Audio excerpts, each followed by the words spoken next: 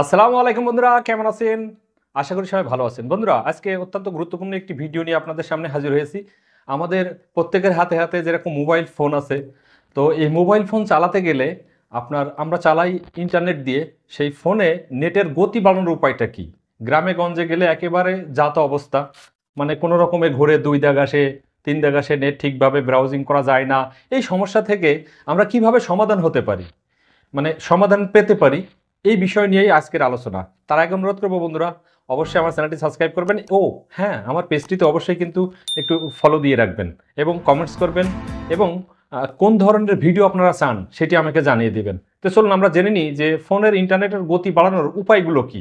আপনার স্মার্টফোনে ধীর গতির ইন্টারনেট সংযোগ একটি বড় অসুবিধার কারণ হতে পারে, বিশেষত যখন কেউ ভিডিও স্ট্রিম, সামাজিক মাধ্যমে ব্রাউজিং অথবা চলার পথে কাজ করতে গিয়ে এই সমস্যার বিরক্তিকর কারণ হতে পারে। ইন্টারনেটের এই ধীর গতি পুরাতন সফটওয়্যার থেকে শুরু করে ব্যাকগ্রাউন্ড চলমান অ্যাপ্লিকেশন পর্যন্ত অনেক কারণেই হতে পারে। আপনার এই ধীর গতিটা কিন্তু বিভিন্ন কারণ হতে পারে। দেখা যাচ্ছে আপনার ব্যাকগ্রাউন্ডে 4-5টা আপনার হলো অ্যাপস হলো ওপেন করা আছে, আপনি সেই অ্যাপসগুলো সরাই দিতে পারেন। আপনার পুরাতন সফটওয়্যারের কারণে হতে পারে, আপনার অ্যাপ্লিকেশনের কারণে হতে পারে। কিন্তু কিছু কৌশল মেনে চললে ইন্টারনেটের এই গতিকে কিন্তু বাড়ানো যায়। কি কি কৌশল, কোন কৌশল, কি ভাবে? ফোনের ইন্টারনেটের ধীর গতির জন্য বেশ কিছু কারণ রয়েছে। যেমন ব্যবহারকারী প্রথমে বুঝতে পারেন না, ফলে পরিবর্তন ডাটা বা ব্রডব্যান্ড পরিবর্তন করে থাকেন। হ্যাঁ ঠিক আছে, হচ্ছে না, অন্য মোবাইলে ডাটা ইউজ করি। কিন্তু কিছু কৌশল করলে সহজেই কিন্তু এই ইন্টারনেটের গতি কিন্তু বাড়ানো সম্ভব। আসুন জেনে নেওয়া যাক কিভাবে খুব সহজেই ফোনের নেটের গতি তাৎক্ষণিকভাবে বাড়িয়ে নিতে পারেন। এটা কিন্তু আপনাদের হাতের কাছেই। আপনার ফোনটাকে অ্যারোপ্লেন মুড অন করে নিন। অ্যারোপ্লেন মুড অন করে আবার অফ করুন। আইফোন হোক বা অ্যান্ড্রয়েড, দুই ফোনের জন্যই সহজ এবং কার্যকারী টোটকা। দুর্বল নেটওয়ার্ক ঠিক করার জন্য অন্তত 15 সেকেন্ডের মধ্যে এরোপ্লেন মুড অন অফ করে রাখলে আপনার ফোনটা আবার নতুন করে তার নেটওয়ার্ক খুঁজে নেবে।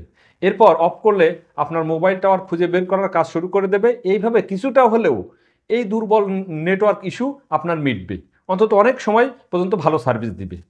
এটা গেল 1 নম্বর একটা মানে পদ্ধতি বা 1 নম্বরের টিপস বলতে পারেন। 2 নম্বরে যেটি, ফোনের নেটওয়ার্ক সেটিং রিসেট করতে হবে। একান্তই যদি ফোনে 1 বা 2 দাগের বেশি সিগন্যাল না আসে, চেষ্টা করুন একবার গোটা নেটওয়ার্ক সেটিং মানে খুলে সেটিংটি রিসেট করার। তবে মনে রাখতে হবে, এটা করলে কিন্তু আপনার সেভে থাকা ওয়াইফাইয়ের পাসওয়ার্ড, আপনার পার্সোনালাইজ সেটিং সবই কিন্তু ডিলেক্ট হয়ে যাবে। কিন্তু ফোনের টাওয়ার খোঁজার চেষ্টা করবে, নতুন করে আবার মানে সেট আপ নিয়ে নেবে, তখন কিন্তু আপনার নেটওয়ার্কের সক্ষমতা আরও বেড়ে যাবে।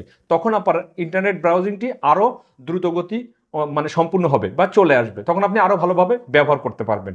এটা গেল তো দ্বিতীয় টিপস। 3 নম্বর টিপসটি হলো যে মোবাইল ক্যারিয়ারের সেটিং বদলাতে পারেন। অনেক জায়গায় এখনও 5G পরিষেবা খুব ভালোভাবে চালু নেই, কিন্তু দেখা যাচ্ছে 5G কানেক্টিভিটি রয়েছে। আপনি সেটিংয়ে যেয়ে ওইখানে 5Gর পরিবর্তে 4Gটা করে রাখতে পারেন। এইসব ক্ষেত্রে 5G টাওয়ার খুঁজতে ফোনে নিরন্তর চেষ্টা করে যায়। এতে কিন্তু ফোনের ব্যাটারির উপরে প্রভাব পড়ে এবং ফোনের স্বাস্থ্য দুটোই কমতে থাকে।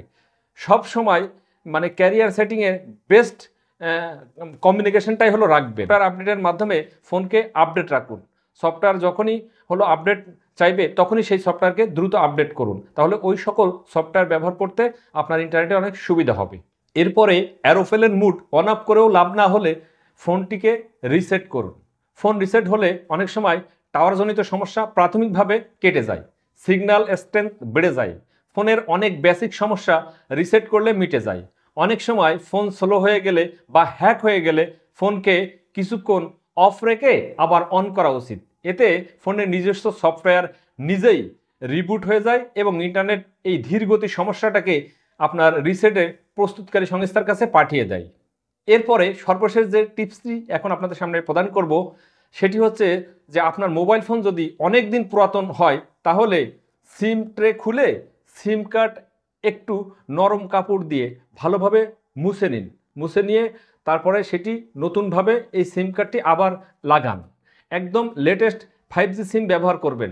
যদি 5G মানে যাদের এখানে 5G আছে, 5G সিমটি ব্যবহার করলে লেটেস্টটি করবেন। তো এটাই ছিল আজকের আলোচনা। আশা করি ভিডিওটি আপনাদের অনেক উপকার আসবে। ধন্যবাদ সকলকে।